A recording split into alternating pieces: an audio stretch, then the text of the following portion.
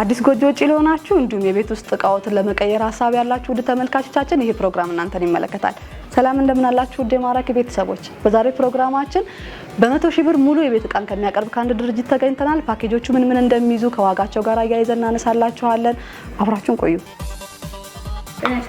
ሰላም እንዴት አለን? እንኳን ደህና መጣሽ። እንኳን ደህና ቆያችሁ። አመሰግናለሁ። ቤታችሁ በጣም ነው የሚያምረው። እናመሰግናለን። ብዙ ነው ያምሩ እቃዎች ይታዩኛልና በመጀመሪያ ግን ስምሽንና የስራ ድርሻሽን። እኔው ማህደር እባላለሁ። የካሊስ ፈርኒቸር የሴልስ ማን ሰራተኛ ነኝ ማለት ነው።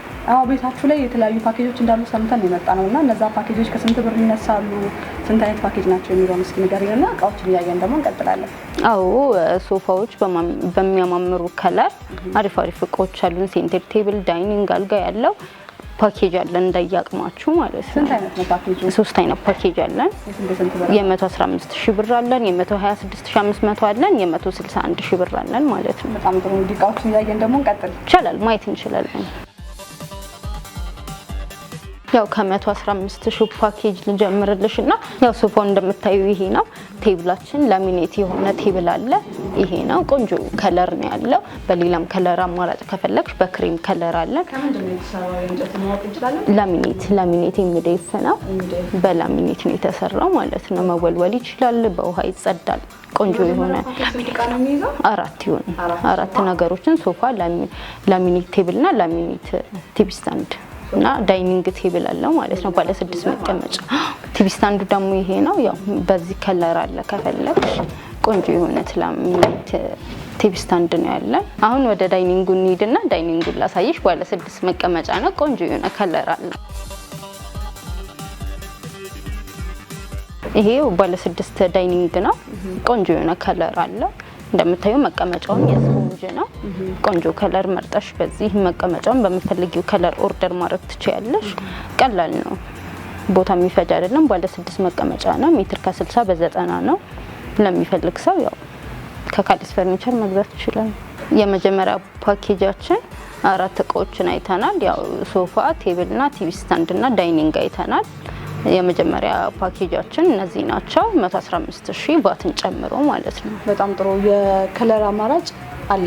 ከለር አማራጭ ሶፋ ከፈለጋችሁ በከለር አማራጭ ኦርደር ማድረግ ይችላሉ። ዳይኒንግም ያው ይሄንን መቀመጫውን ከለር መርጠው ኦርደር ማድረግ ይችላሉ ማለት ነው። ቴብልም ቲቪ ስታንድም ከለር አማራጭ አለ።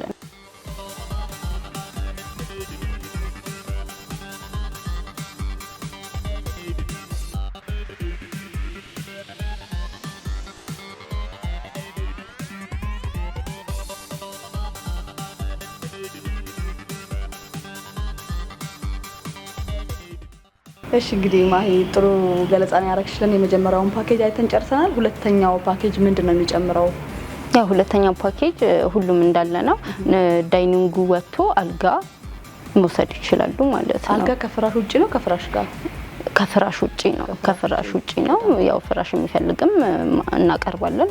የሚፈልጉትን መውሰድ ይችላሉ ማለት ነው። ስለዚህ ለማጠቃለል እንዲመቸው ሁለተኛው ፓኬጅ ምን እቃ ይዛል? ብሩንም አያይዘሽ ነገር 126,000 ነው። ዳይኒንጉን አስቀርቶ አልጋ ጨምሮ መውሰድ ይችላሉ። ሌላው ሶፋው፣ ቴብሉ፣ ቲቪ ስታንዱ እንዳለ ሆኖ አልጋ ጨምሮ መውሰድ ማለት ነው። በጣም ጥሩ። ስንት ብር ነው? 126,500። ሶስተኛው ፓኬጅ ነው። በዚህው እናንሳውና ሶስተኛው ፓኬጅ ሁሉም እንዳለ ነው። ያው ሶፋ አለ፣ ቴብል አለ፣ ቲቪ ስታንድ አለ፣ አልጋ አለ፣ ዳይኒንግ አለ። አምስቱንም ያካተተ ነው ማለት ነው። ሙሉ ጎጆ ወጪ ከፈለጉ ሙሉ ፓኬጅ ከፈለጉ መተው ከካሊስ ፈርኒቸር መግዛት ይችላል።